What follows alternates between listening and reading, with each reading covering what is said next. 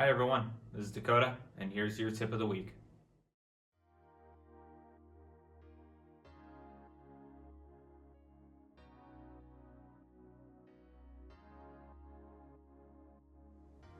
Hi everyone, as you saw by the title of the video, we're going to be talking about a little bit more in depth with the grip pressure and then also the grip alignment.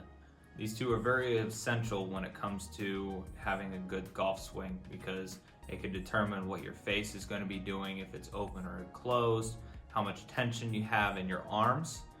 That's huge when it comes to golf because you want to feel like that you're not having a lot of pressure when it comes to your golf swing because it can eliminate and restrict how much movement you're going to have when you're taking your golf swing. Here's a couple tips to help you out, and we're going to start out with the grip pressure.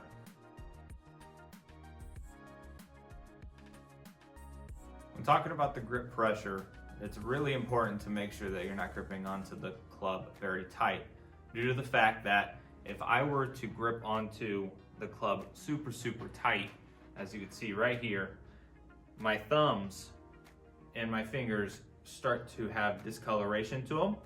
And not only is it just in my hands, it's actually in my arms too. Whenever I'm setting up to the ball, if I have too much pressure, I'm actually causing a lot of tension and pressure into my arms, which actually resonates all the way up into my shoulders. And when I'm doing that, when I'm taking my backswing, it actually causes my arms and everything to be super stiff. You don't want to feel like you're too stiff whenever you're having a golf swing. So whenever I'm holding onto the club, I want to feel like, a lot of people compare this to a baby bird. When you're holding a baby bird in your hands, I actually would like to say when you're holding onto an egg, you're trying to hold onto it firmly, but not enough to where it's going to break.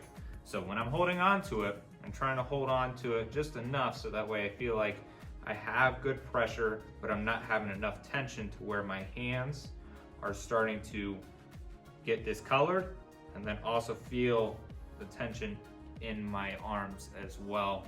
So when I'm holding on to it, I'm trying to make sure that I have a good grip pressure, so that way when I'm making my turn, everything feels a little bit looser. So my arms are a lot looser, and then also I'm able to take a better swing. Because like I said, if I have it too tight, everything is restricted. Everything is super tight. I can't make a good rotation, and that's what's causing a lot of downfall when you're trying to make a good swing. We see a lot of this whenever we're trying to teach, or whenever we're out there playing with somebody just has hold of to the club way too tight and feeling like they're gonna let go of it. But that's why getting new grips is really important too. So having a good grip onto your clubs is huge, so that way you don't feel like you have to grip onto it too tight. It doesn't move in your hands or anything like that. So having to make sure that you have the right grip, and then also the grip pressure is really important, so that way everything feels very smooth when you're taking your swing. That's why grip pressure is super important. So next thing that we're going to talk about is the grip alignment. Make sure that our grip is in the correct position, because that will determine if our face is open or if it's closed. And you're going to see that in the next clip.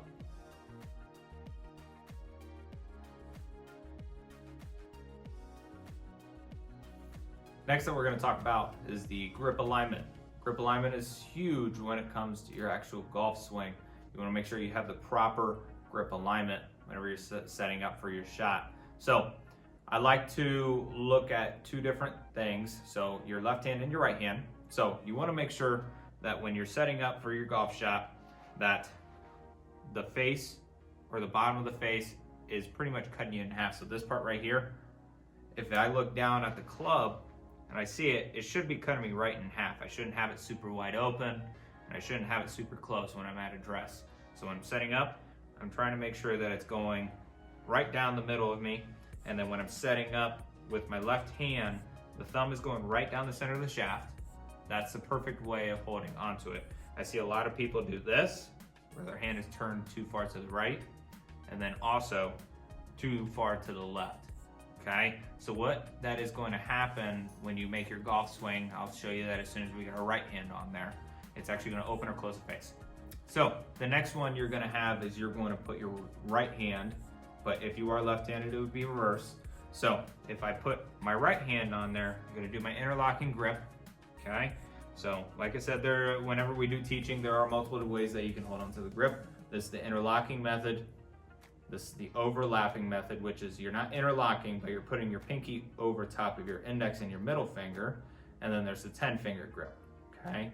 So 10-finger grip is mostly prominent to a lot of baseball players because they hold on to their baseball bat like this and they're knuckle to knuckle. So we see that a lot of times, but the most traditional way is the interlocking grip. So that's what we're gonna work with. So interlocking grip, you wanna make sure, we like to say this to a lot of the kids, is that pretend that this thumb right here is the hot dog and then the right hand is your bun. You're trying to cover the hot dog with the bun, and then when you're setting up, so when we are setting up with the right and our left hand, the thumb and the index finger, they actually create a V. So this point right here is the point of the V. We try to have the point of the V's pointing on the inside of our left shoulder with my left hand, left shoulder and collarbone, and then our right hand is gonna go on top, and then that point is actually going to be pointing at either the right shoulder or inside of the collarbone. So that's how you set up with the perfect golf grip. So the reason why we have that is because when we make contact with the ball, we want to make sure that our face is square to the target when we're making rotation. Because I like to think of this as like a tennis or ping pong. So when we are swinging, when we're following through, our hands naturally rotate. Our hands rotate to the left and they actually close the face at the end when you're following through. So if my hand, if that point of the V is pointing way to the right, what's gonna happen is that when I'm coming down on the ball, my hand starts to rotate and it actually closes the face.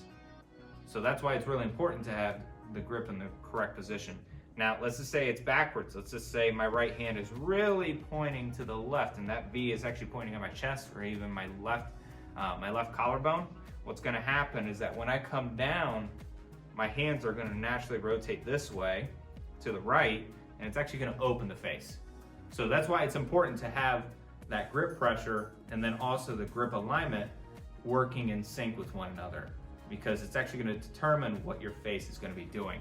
So recapping on what we learned is that we wanna make sure that we have our grip pressure not too tight to where we have discoloration in our hands, and then making sure our grip is in the correct position. So thumb right down the center of the shaft with that V pointing on our collarbone or inside of our shoulder. And then the right hand is gonna come over top. That V is pointing on the inside of our collarbone or our shoulder. And you will always consistently have that face in the same direction. It'll always going towards the target.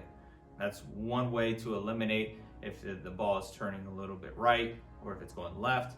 That is the big key on why that is happening. So whenever we're out there, we're always looking at the grip, the stance, the grip pressure, just trying to make sure that those are correct, okay? So if you have any questions, please reach out to one of the golf professional staff. We'll be able to help you out and get you on the track to where you are able to hitting more of a straight ball flight, and then we'll be able to get you out there, and you'll be able to hit better quality golf shots. I'd like to thank everybody, and happy Father's Day to all the dads out there. We appreciate everything that you guys do, and I would like to see everybody next week for our next tip of the week.